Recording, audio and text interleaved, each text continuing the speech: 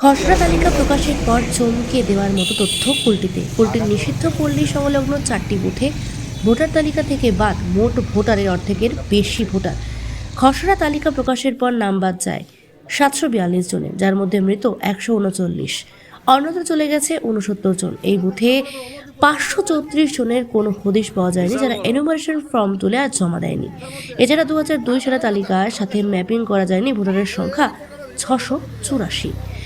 সরকার কিভাবে ওরা বাংলাদেশি আছে কি না, কিন্তু আমরা যেভাবে এলাকাতে কাজ করার সময়ে ভোটার লিস্টে যখন আমরা নিয়ে ঢুকেছিলাম, দেখছি কি সীমাবর্তী যে অঞ্চলটা থেকে যারা চলে আসছে তাদের ভাষাগত আমাদের আসানসোলের ভাষাগত একটা ম্যাচিংটা হচ্ছে না। ওদের ভাষাটাই লাগছিল আমাদেরকে বাংলাদেশি, কিন্তু যেহেতু ওই সীমাবর্তী এলাকা বনগা আছে, মুর্শিদাবাদের ওই ভিতর গ্রাম থেকে চলে আসছে, ওদের ভাষা থেকে আমরা মনে করছিলাম, কিন্তু না, ওরা বাংলাদেশি নয়। ওরা কিন্তু এখান থেকে মানে এখানে ব্যবসার জন্য পেটে জ্বালা যেভাবে রেড লাইট এরিয়াতে আসেন, ওনাদের কথা তো বেশিরভাগ বলা যাবে না। ওরা কি কষ্ট এখানে নিজের কারো মারফতে চলে আসে, যা হোক, কিন্তু বাংলাদেশি বলে আমরা এখনো বুঝতে পারি না। এবারে এই যদি বাংলাদেশি এখানে থেকে থাকে, তাহলে এর কাজ আছে প্রশাসনের কাজ। প্রশাসন চিহ্নিত করবে কারা বাংলাদেশি ছিল, কারা এখানে থাকছে, ওনাদের লোক আছে, ওনারা ঠিক করে দেবে। এই রেড লাইট এরিয়া থাকা কারণেই কি এত নাম বাদ গেছে 216 116 নম্বর বুথ থেকে? 100 বার, যেহেতু রেড লাইট এরিয়া আছে, এখান থেকে তো সব জায়গা থেকে মহিলারা আসে এখানে কাজ করছে। যদি আমরা 270 জন বাদের মধ্যে দেখি, তো 80% মহিলাই বাদ পড়েছে। 80% মহিলার সংখ্যার নাম বাদ পড়েছে, যেহেতু ওরা বাইরে থেকে আসছে, কেউ মুর্শিদাবাদ, নদিয়া, কেউ ঝাড়খণ্ড, বিহার, নানা রকম জায়গা থেকে চলে আসছে এখানে কাজ করে। কিন্তু এসআর নিয়ে ওরা একটু ভয় পেয়েছে। ভয়ের কারণও হতে পারে, যেহেতু 2 মাস ধরে যেভাবে প্রচার হয়েছে এসআর নিয়ে, ওরা নিজে ভয় পেয়েছে, ভয় পেয়ে এখান থেকে চলে গেছে। তার জন্য আমরা দেখছি কি সংখ্যাটা আমাদের একটু বেড়েছে। এই জন্য কি খুঁজে পাওয়া যায়নি সংখ্যাটা 84? এই জন্য খুঁজে পাওয়া যায় না, যেহেতু ওরা বাড়ি চলে গেছে। ওই এলাকাতেও হতো এসআর কাজ চলছিল, ওটা নিজের জন্মস্থান বলেও চলে গেছে। সে জায়গাতে ওদের ভোটার লিস্টের নাম থাকা খুবই জরুরি ছিল বলে এখান থেকে বাদ দিয়ে ও নিজের ওই এলাকার যে ভোটারের নাম চাপানোর জন্য এসআর কাজ করে এখন থেকে চলে গেছে।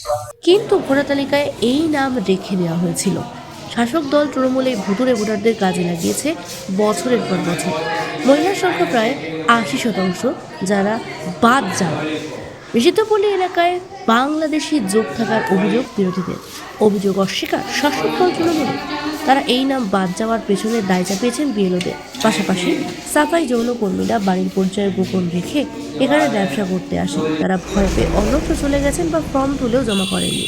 এখানে বাংলাদেশের সংযোগ নেই। যদি এখানে কেউ মনে করে যে আমরা কারচুপি করে এখানে জয়লাভ করি, একটা কথা, তাদের ভুল সিদ্ধান্ত বা চিন্তাধারা। কারণ যদি আমরা এখানে কারচুপি করি, তো আমাদের গত বিধানসভায় আমরা এই সিটটা হারাতাম না। সামান্য অল্প মার্জিন ভোটে হারাতাম না। আমরা কারচুপিকে বিশ্বাস করি না। একটা কথা আপনাদের মিডিয়ার মাধ্যমে বলি, 38,000 মাইনাস হোক, কিন্তু আমরা দৃঢ়ভাবে বলছি আমরা মমতা ব্যানার্জির সৈনিক, অভিষেক ব্যানার্জির সৈনিক। এবারে আমরা কুলটিতে যে যতই শক্তি লাগাক, আমরা এবারে কুলটি থেকে আমরা তৃণমূলের যাকেই প্রার্থী করুন তাকে জয়লাভ করে আমরা মমতা ব্যানার্জির কাছে উপহার পাঠাবো। আপনি কি জটিল কিছু সমস্যায় ভুগছেন? সমাধান পেতে চান? যোগাযোগ করুন প্রখ্যাত জ্যোতিষ ও তান্ত্রিক মনসারাম ভট্টাচার্যের কন্যা মনসা কন্যার সাথে। প্রখ্যাত জ্যোতিষ ও তান্ত্রিক মনসা কন্যা হাওড়া জানবাড়ি ও হাতিবাগানের নিজস্ব মন্দিরেও বসেন। যোগাযোগ 9830106967 আর 9239655323।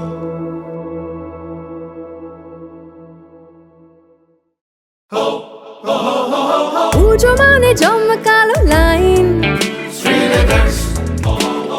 Dropbox লোফালুফি আইন, পেপারের ক্যাটালগে আঁকা,